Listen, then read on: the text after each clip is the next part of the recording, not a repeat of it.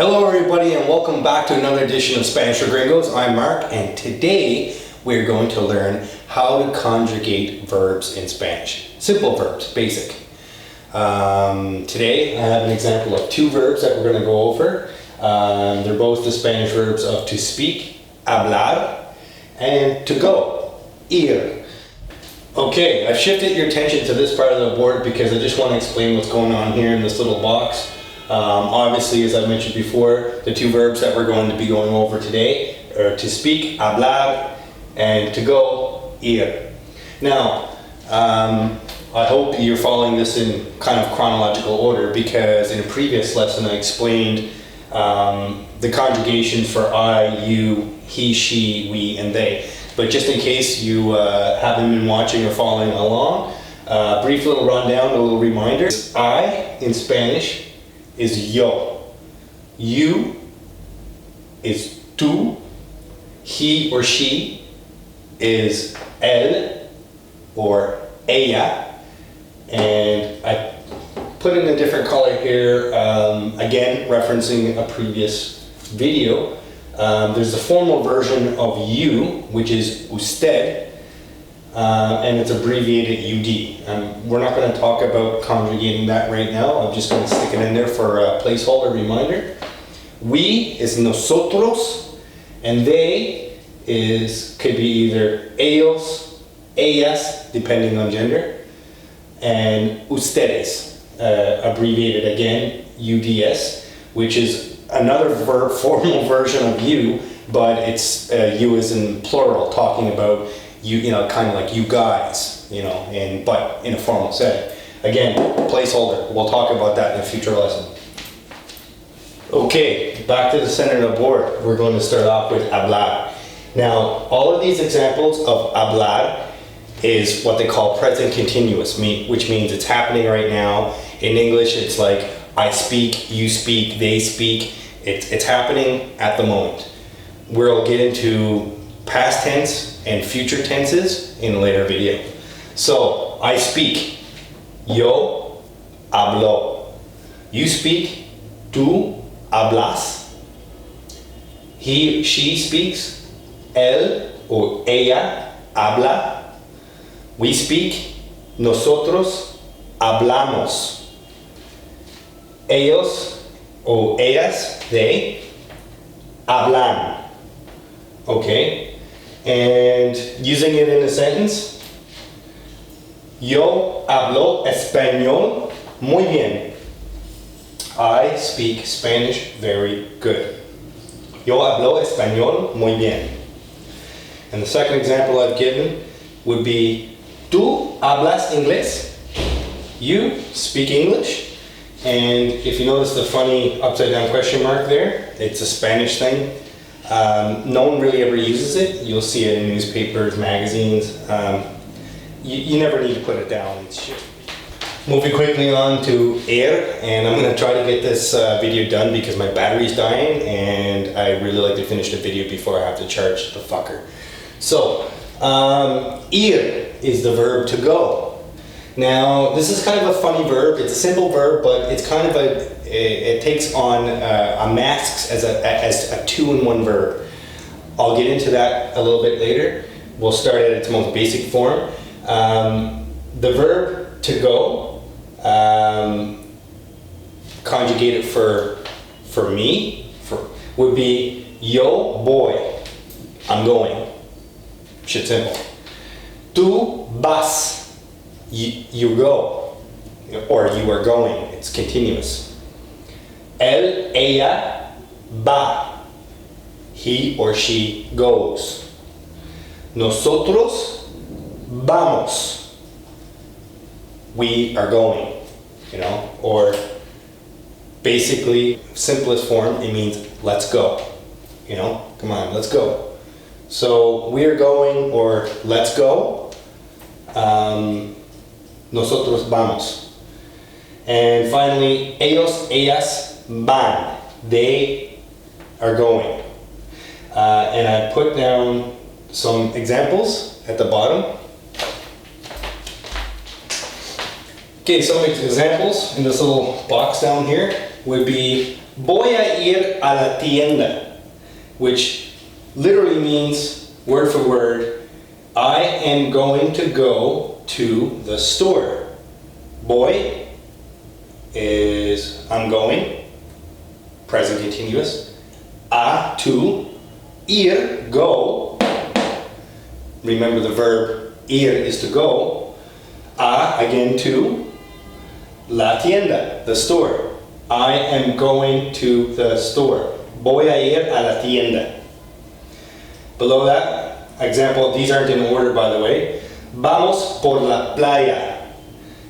Vamos, meaning let's go. For la playa, the beach. Let's go to the beach. Vamos por la playa. An example for you're going to go out.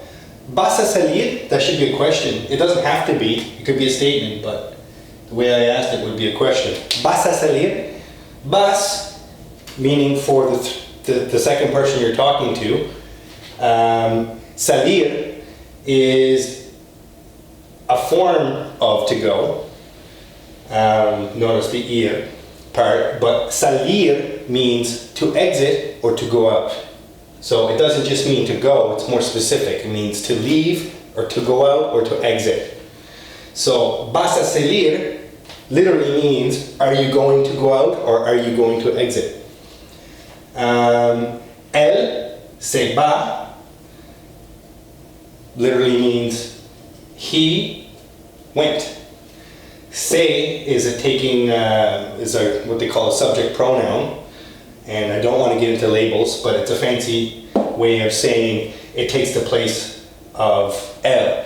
I just use that as an example. In Spanish, they could have just said se va. If previously it was identified they're talking about him or a person, the next sentence they could just say se va. Or they can do this complete sentence, él se va. He went. You could also use ella se va. As well. And then an example for the ellos, ellas. Ellos se van a ir. Ellos se van a ir. Which is saying they went to go. They're going to go out. Again, se is, we'll get into se later. It's a very complicated supposition for putting into a lot of sentences that doesn't necessarily mean the same thing. It's kind of dependent, but that would be basically a complete sentence of that example. Ellos se van a ir. They are going to go. And the last thing I want to say, because I did allude to it earlier, when we're talking about this verb in particular, it's very easy to conjugate it in the present sense. Gets a little complicated when you talk about the past or the future. We'll get into that. We'll come back to this verb. Because, believe it or not, I've looked up the different tenses and the different ways of conjugating ir, to go. There's 160 variations of this verb. So, I've given you five different ways of conjugating this verb. Now, I'm not going to teach you the other 155 because it's just ridiculous, and I think it would be mind-blowing to try to conceptualize the different variations. In Spanish, every verb has no less than 130 variations of it. So we'll get there. I'm obviously not going to teach everybody every single variation of every verb, but I will teach you guys how to conceptualize and use the most basic verbs. So basically, you stick with, we'll say 30 versions of every verb, and you can get by it no problem. You don't need to use the other 120 or 130. The whole aim, the goal of this program is teaching you Spanish fast and furious within a 3-month time span and to speak it fluently. And you don't need to know all 150 or 160 variations of a given verb.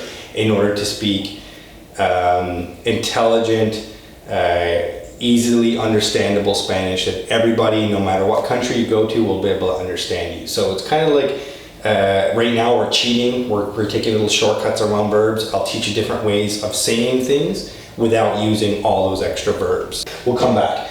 The last thing I wanted to say, especially talking about this verb, is when I said before, it's like two verbs in one. You have ir, which means to go, and then, but you're looking down here and like, why is this the same over there? And hablo sounds like hablar. They're all very similarly spelled, and you have ir and you have all these v's. What's up with all this shit? So again, it goes back into the two-in-one verb. You have ir, which means to go, and in this case, boy means I'm going. So voy a ir is, you're using two verbs there. I'm going to go. So all of these versions of to go are basically going for the other person, right? So if we were to talk about all of these people and talk about past, it would be a different word, and we'll get into that. It wouldn't be anything starting with a V, it actually starts with an F. But I don't want to overload your brains and complicate it right now. I just want to explain why these are spelt and differently than the actual root verb, the indicative. It's because they're actually like basically two verbs. You've got go and going. So these are basically going for this verb. It's like a subverb. Anyways, that's it. I'm out, and we'll see you in the next lesson. Peace.